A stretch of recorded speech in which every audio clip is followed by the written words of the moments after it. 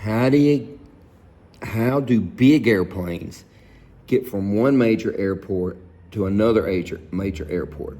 Well, there's three ways to do it. Number one, you can do it the old-fashioned way with pen and paper and write it all out on a route. Number two, you can do it on your iPad. Number three, you can do it in your FMS, in your airplane. The new technology, you can do it on your iPad. You can go to ForeFlight. Let's say we're going from JFK, so we're going to put KJFK. And we're going to Memphis, so we're going to put K, Mike, Echo, Mike. Now, that is going to make our route. See how that did that? It made a route. It made a straight line. In a perfect world, we can download this directly from our iPad into our FMS, or you can program this directly in your FMS. Now, we're not going to go in a straight line like that because JFK is very congested airspace. The controller does not have time to tell you turn left, turn right, turn left, turn right, go direct here. So this is what you do. You're going to pick a route out of there. The most common route, shortest, well, look at that, that's 15. We're going to pick this route right here. So we're going to select that route. Now, what runway are we going to when we get to Memphis? We're going to go to 36 left. So now that whole route has been put into your GPS or your FMS. Rather than having to put every one of those waypoints in, the iPad and the FMS and the airplane does that for you. So we're going to runway 36. When we get there, we already put the runway in there. If the weather's bad, then we have to hit procedure. We're going to hit approach. We're going to land runway 36 left. So we're going to we can put the ILS 36 left, or we can put the GPS 36 left. Let's put ILS 36 left. So now your route is going to take you all the way. You can fly the autopilot. 800 foot after you take off, you can put the autopilot on. It will fly the complete route. Now this right here, this turn here, your 172 can probably make this turn, but your jet, that's asking too much for a jet. So the controller is probably he's probably at this point gonna turn you around, bring you out a little bit and get you a better turn in. So that's the route and that's the way you do that. Okay, so all of that is on there. If we wanna put, let's see here. Let's go back. Okay, that's there, that's there. If we wanted to reverse it and go back, all we gotta do is hit that and it reverses the route. So for this situation, we want that. Now let me show you something really, really cool. Right here is where I am in the Philippines. If I can find the Philippines. Okay, you see that blue dot right there? That's me right now sitting in my house in the Philippines. If I go here and put aerial map,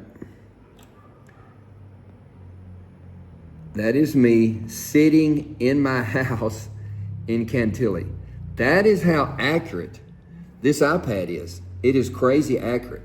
That is me sitting in my house, accurate within 3 foot. The reason I show you that is because when you're flying this route, see that blue dot? That is me. When you're flying this route, that blue dot will follow this route all the way there. So you can see yourself on the route all the way there. You can see yourself down here getting lined up for the instrument approach. Now tomorrow, we'll go into this instrument approach tomorrow in more detail. But that's how the airplane gets there. Whenever you file this flight plan, And if it's me, you know, because I'm kind of OCD, I'm going to do it the night before and have all of it done. When I get up the next morning before the flight, I'm going to review it to make sure there's any changes. So that's the way the airplane does it. And when you file this flight plan, the controller is reserving that airspace that nobody else can get into it. Now we're going to pick an altitude. We can go here and pick altitude. Well, the problem is, let's just say 20,000. Wow, 20,000 foot. You got a 91 knot headwind. That is a crazy headwind. So, but that's what it is. You got a 91 knot headwind. Now, we have a 172 in here, or 182 in here. So it's going to take 17 hours. But we're thinking jet, and a jet's going to go four times as fast. So it's not going to take 17 hours. But it tells you your headwind, your fuel, your times. It tells you everything. So that's the beauty of the FMS and the beauty of the iPad and the ForeFlight. So when you buy an iPad, you want to make sure it has cellular data. That way you can get the blue icon that's going to follow you wherever you go. Also, if you were to get lost, you can do this, and you can fly by this right here. You can do the whole route by this right here with your iPad. You can fly on your iPad just using this. It's already got the route. See, it's got the route in here. Well, I don't have good cellular data because I'm in the Philippines, but it's got your speed, your altitude, your vertical speed, your route, everything. So you could basically fly with just your iPad.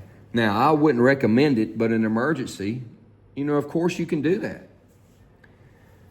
So that's the beauty of the iPad. This is called ForeFlight. You can get it. You can get the app. It's like $250 a year, but it saves you so much time.